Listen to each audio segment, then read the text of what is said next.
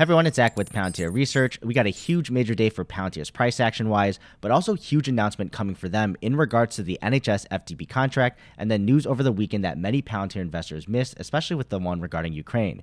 So looking at the stock first, Palantir has gotten into the $21 range healthily here bright and early into the market open.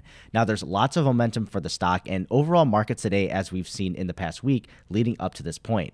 Now there may be a retest of a major support level, but that's yet to be seen, and I'm curious to see what point that is for sellers wanting to start taking profits versus buyers scooping up the stock, especially as it continues to fly higher.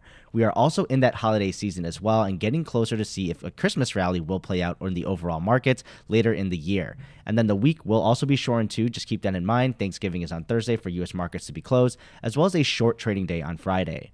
Now onto the news today, and I've got a few pieces from the weekend too that a lot of Palantir investors miss, but we got to start with the big one here with the NHS FTP contract. For those who did not turn in early this morning, I released a quick couple minute video just to get the main idea out there. But the Guardian released an article that Palantir and Accenture are set to win the NHS FTP contract, and the announcement is being prepared by NHS England and should be out tomorrow, Tuesday. So they gave that specific day. So I will continue to monitor for that real official announcement from the NHS themselves, because that will be when the drama officially ends, hopefully, at least in winning the contract.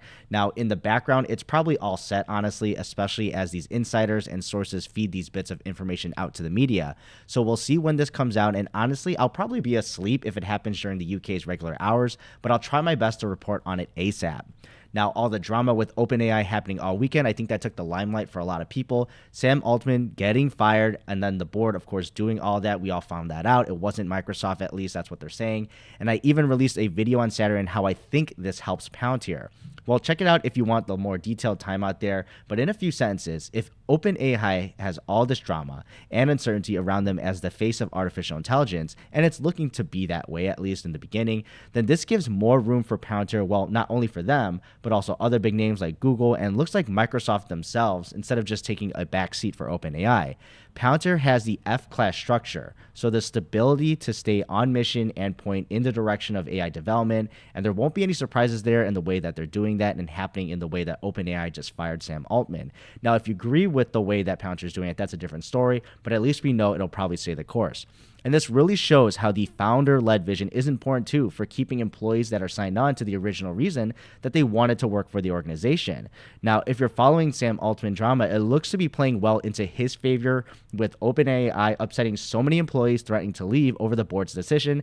And if they decide to stay on the board here, they want them to resign, honestly, if they stick around. Then there were talks about him getting back to OpenAI, but it looks like that fell through, and ultimately it seems that the way that Sam Altman is going to go, he's going to join Microsoft to run their AI venture here alongside his right-hand man, Greg. So the winners, I'd say, in all this are those who wanted to get some of the spotlight away from OpenAI, like Palantir and Google, and it looks like Microsoft will also be a net winner as well if they can grow their AI venture into something bigger than OpenAI ever could. And this is even better for them since they'll have the actual real control over this, and they have the face behind it too with Sam Altman. So we'll see how execution plays out there and if more things will actually change in the drama, but I think things may be settling down here as final decisions are getting made. So I'll keep an eye out as well.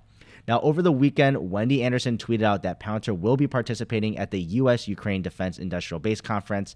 This hasn't happened yet and will take place in early December on the 5th through 6th. And for those who care about the government business and reconstruction of Ukraine, this sounds like a major event, not only for times of war, but also peace, where they need to ensure they have their defense system set up.